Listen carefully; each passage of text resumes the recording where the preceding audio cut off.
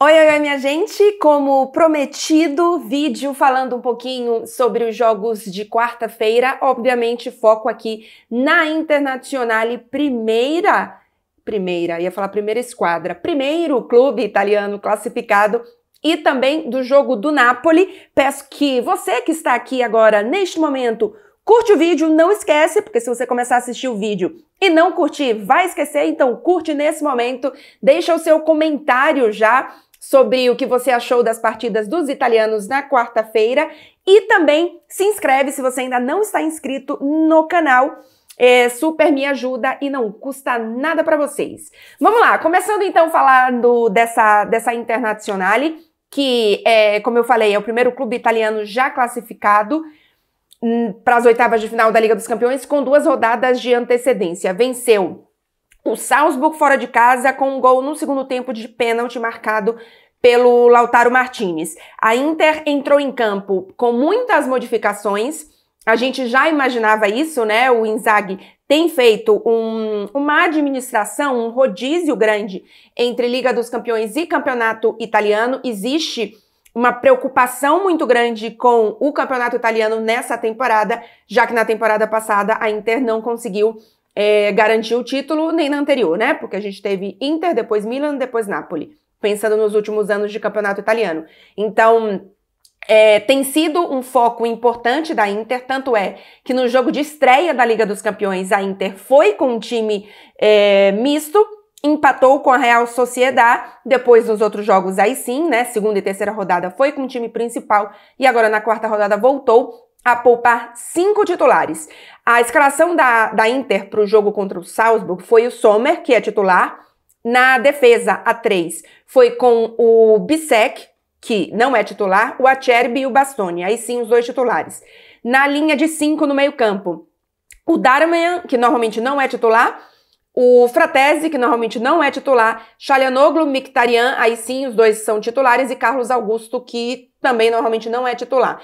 Lá na frente, Sanches, que também não é titular, e o Thuram, ou seja, o Inzaghi poupou o De Vrij, zagueiro, poupou também o Dumfries, lateral, poupou o Barella no meio campo, poupou também o Lautaro Martinez e quem mais? E o Di Marco também na lateral. Então, foi com um time bastante modificado. O primeiro tempo da Inter foi bem chatinho, não sofreu perigo, né? Controlava o jogo, mas assim, chatinho. Eu tava, assim, vendo o jogo da Inter quase que pensando em cochilar. No segundo tempo, o Inzaghi muda um pouco, colocando o Barella e o Lautaro Martinez principalmente, e aí o jogo muda um pouco. Imagino também que tenha existido ali uma chacoalhadazinha no intervalo, porque afinal a vitória valia uma classificação para uma equipe que gostaria muito de poder administrar de forma com sucesso, né, de forma a não perder jogos a sua equipe. Então era muito importante essa classificação com antecipação. O primeiro lugar agora vai ser no jogo contra a Real Sociedad. O Benfica já está desclassificado, então é onde vai valer a primeira colocação do grupo. O que vamos combinar é bastante importante, considerando a possibilidade de pegar, por exemplo, um Real Madrid, um City, um Bayern de Munique. Então é importante para essa Inter. Os gols, então, né? O Lautaro Martinez marcou de pênalti, numa jogada que o Barella conseguiu a penalidade. E aí a Inter venceu. Hora nenhuma essa Inter sofreu na partida em termos de parecer estar ameaçada. E é importante que tenha sido assim, porque é uma Inter que pretende brigar por todos os títulos, que precisa que o seu elenco, não só o time titular, responda, né, às partidas importantes. Acho que faltou, porque no fim das contas a vitória só veio quando 2 dos principais titulares entraram em campo, mas ainda assim o resultado veio num jogo em que o Inzaghi conseguiu poupar jogadores, então isso foi importante. 2 detalhes sobre a Internazionale, antes da gente falar um pouco do jogo do Napoli. É uma Internazionale muito forte, tá? É uma Inter que a gente não pode menosprezar para essa temporada, como eu acho que aconteceu na temporada passada, até porque não se esperava uma Inter na final. Acho ainda que a Inter não é uma das favoritas para a final de Liga dos Campeões, mas é um time muito forte para a gente ficar de olho, sim.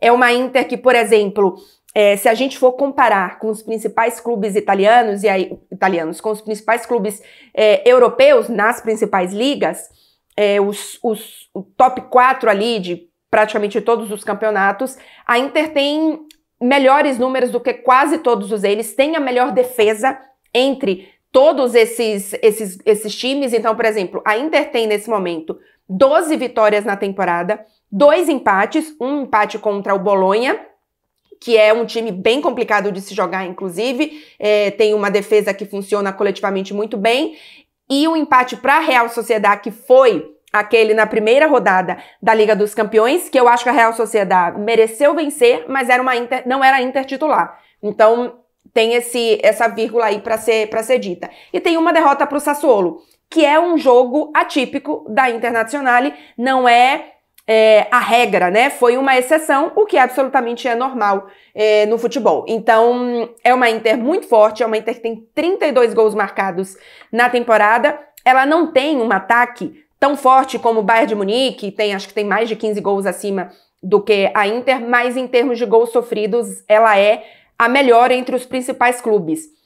Todos os outros têm ao menos 11 gols sofridos. Se eu não me engano, é o Real Madrid que tem 11 gols sofridos. A gente pode pegar outros clubes com melhores defesas, mas que têm menos jogos, porque não estão, por exemplo, em competições europeias. É o caso da Juventus, que tem 6 gols marcados na temporada, mas tem 4 jogos a menos, que são justamente os 4 jogos europeus que a Inter tem. Então, é uma Inter muito forte e é pra gente ficar de olho, sim, nessa temporada. Outra observação sobre a Internazionale é a grande temporada que Lautaro Martinez faz. Eu estou queimando totalmente a minha língua, porque até a temporada passada, antes dela começar, eu ainda achava que o Lautaro Martinez era um jogador super valorizado. Em alguns momentos, por exemplo, em que se falava, já há alguns anos isso, que ele era especulado no Barcelona, no Real Madrid, e eu falava, olha, não sei se o Lautaro Martinez é para ser titular de time que quer brigar por Liga dos Campeões, né? E queimei minha língua, porque não só ele esteve no time que foi até a final de Liga dos Campeões, como faz agora uma temporada espetacular. É verdade que, principalmente no Brasil, existe uma imagem muito forte dele na Copa do Mundo, e a Copa do Mundo dele foi muito ruim, mas na Internazionale ele realmente tem sido um atacante muito, muito forte, e com a saída do Lukaku nessa temporada, o Lautaro Martinez, ele é a ponta final, ainda que ele tenha o Thuram ali. Na temporada passada, ele dava mais assistências pro Lukaku, nessa temporada ele recebe mais assistência do Thuram, então é uma dupla interessantíssima. Já falei aqui, já dei destaque aqui outras vezes pro Thuram. Nesse vídeo, vou falar um pouquinho mais do Lautaro Martinez. Ele tem 14 gols na temporada, é metade do que ele fez na temporada passada. A temporada passada foram 28 gols, e a gente tá em mais ou menos um quarto da temporada. Acho que tem um jogo a mais do que seria um quarto da temporada, considerando, obviamente, os jogos da temporada passada, né? Porque a Inter acabou fazendo bastante jogo, porque teve também até a final da Copa Itália e até a final da Liga dos Campeões. Mas o Lautaro Martinez em 2023, inclusive, se a gente for fazer a comparação de gols por minutos jogados, ele tem a melhor média entre as principais ligas. Então, por exemplo, ele tem 26 gols em 34 partidas. Só que em minutagem, ele tem uma média de gols melhor do que Mbappé, Haaland e inclusive o Kane. O Kane tem mais gols, o Kane tem 32 gols, mas a média dele é menor do que a do Lautaro Martinez, o Haaland. Isso 2023, tá, gente? Não é temporada, o ano 2023. O Haaland tem 26 gols em 31 partidas e o Mbappé tem 26 gols em 29 partidas. Mas, repito, em média de gols, se a gente pegar minutos, o Lautaro Martinez tem uma média maior, porque muitas vezes ele entrou do banco, né? Entrou no segundo tempo, enfim, e marcou. Então, é uma baita temporada do Lautaro Martinez e a gente precisa falar um pouco sobre isso. Passando agora para o Napoli, peço para você que está aqui nesse vídeo que ainda não curtiu, não esquece de curtir o vídeo, e deixa aqui seus comentários sobre o que você tem achado dessa Internazionale. E agora vamos para o Napoli. O Napoli é um time hoje comum, é um time hoje inofensivo, e que em muitos momentos vai depender mais da individualidade de grandes jogadores que tem, o Kvaratskhelia, que depois de um início de temporada ruim, já começa a fazer algumas partidas melhores, o próprio Osimhen, mas que ficou fora agora algumas partidas por conta de lesão, o Politano faz uma grande temporada, então tem individualidades, tem bons jogadores, mas é um time comum, em que às vezes vai ganhar porque o outro time é realmente pior, e eu acho que isso no campeonato italiano acontece muitas vezes, ou vai ganhar porque tem uma individualidade que naquele jogo vai estar inspirada. Mas coletivamente é um time comum. Rudi Garcia, pra mim, é um técnico comum pra ser boazinha com ele, mas um técnico ultrapassado. Não canso de falar o quanto que eu não consigo entender essa escolha. E o Napoli empatou, perdeu a chance de sair, de encaminhar bem a vaga, porque agora complica um pouco mais a situação no grupo. Eu ainda acho que vai conseguir a vaga, mas já tá um pouquinho mais complicado.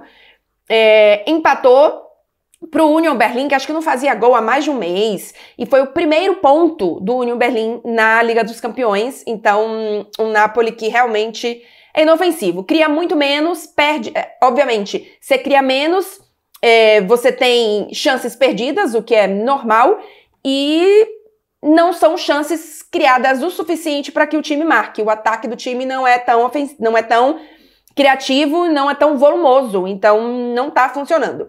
E aí, este Napoli, deste jeito, ele vai vencer de outros adversários mais fracos, repito, porque é o adversário mais fraco ou porque tem individualidade naquele dia um pouco mais inspirado, mas esse Napoli não conseguiu ainda ganhar os seus grandes jogos na temporada. Não foram muitos, mas, por exemplo, perdeu do Real Madrid, empatou com o Milan e perdeu da Fiorentina, que é um dos grandes times nessa temporada do campeonato italiano. E aí, o que vem pela frente pro Napoli? E é uma pedreira o que vem pela frente, e talvez seja uma sequência que o Rudi Garcia não consiga superar. O Napoli enfrenta o Empoli agora, e aí tem a data FIFA. Depois da data FIFA, no retorno da data FIFA, o Napoli enfrenta, presta atenção, Atalanta, Real Madrid, Internazionale, Juventus e aí o último jogo da fase de grupos da Liga dos Campeões, o Braga. São 5 confrontos absurdos. Eu tô considerando o Braga, claro, não como um adversário espetacular, mas como o jogo que o Napoli vai precisar vencer para garantir a classificação na Liga dos Campeões. Por quê? O próximo jogo na Liga dos Campeões do Napoli é o Real Madrid. Não vai ser nenhuma surpresa e não é um prognóstico louco imaginar que o Napoli vai perder essa partida. É no Santiago Bernabéu. Então o Napoli vai precisar vencer o Braga para garantir a vaga nas oitavas de final. Acho que vence? Acho. Mas vamos lembrar que vai ser um Napoli que vai vir de uma sequência: Atalanta, Real Madrid, Internazionale, Juventus, Braga. Pedreira. Não sei o quanto que esse Napoli vai conseguir suportar esses jogos e o quanto que a vida de Rudi Garcia estará tranquila. Pra gente finalizar o vídeo, só lembrar pra vocês, o Napoli precisa vencer um dos 2 jogos para classificar. Eu entendo que não vence o Real Madrid e vence o Braga, então eu acho que classifica, mas repito, é preocupante, não é simples. A Lazio precisa da mesma coisa, precisa vencer um dos seus últimos 2 jogos, então eu acho que a Lazio também passa. A Internazionale já está classificada e o Milan, para não depender de ninguém, precisa vencer os seus 2 jogos. Se não vencer os seus 2 jogos, aí precisa de depender de outros resultados, enfim, aí complica um pouquinho mais de tabela, e aí quando chegarem os jogos a gente fala mais um pouquinho sobre isso. Então é isso, gente, um pouquinho aqui dessa Inter e deste Napoli. Hoje é quinta-feira, vou fazer vídeo de pós-rodada como sempre, o Clareou apagou da rodada, e depois tem data FIFA. Então vou ver aqui alguns temas mais frios para gravar, recebi algumas sugestões bem interessantes, então sigam mandando. E se tudo der certo, na data FIFA, tentarei fazer um Date com Beckler, segunda edição, mas repito, como eu quero que não seja obrigação, a gente tem que estar no clima, tem que estar, enfim, tranquilo para fazer. Então, se der certo, a gente faz. Vou conversar com Marcelo Beckler para a gente ter mais um Date com Beckler por aqui. E é isso, gente. Não esquece de curtir o vídeo, de se inscrever no canal e deixar seus comentários por aqui. Todos os italianos se classificam? Quero essa resposta de vocês. É isso, gente. Até o próximo vídeo. Tchau, tchau.